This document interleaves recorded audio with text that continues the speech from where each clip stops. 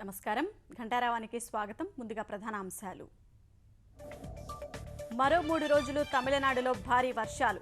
చెన్నై, కాంచీపురం, తిరువళ్లూరుపై అధిక ప్రభావం.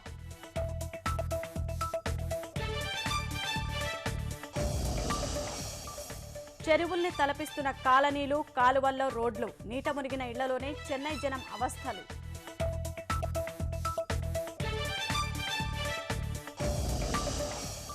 నెల్లూరు, చిత్తూరు జిల్లాను కలవరపరుస్తున్న వర్షాలు. నీట మునిగిన నాగలాపురం వేదనారాయణ స్వామి ఆలయం.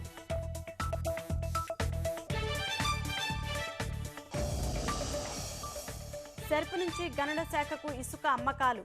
ధరల తగ్గింపే లక్ష్యంగా రాష్ట్ర ప్రభుత్వం నిర్ణయం.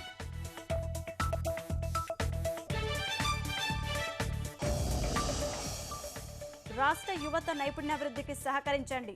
కేంద్ర మంత్రి రూడీకి తెలుగుదేశం ఎంపీల వినతి.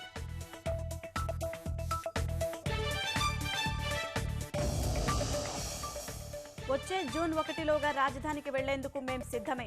వసతులు, హామీలు తేల్చాలన్న సచివాలయ ఉద్యోగులు.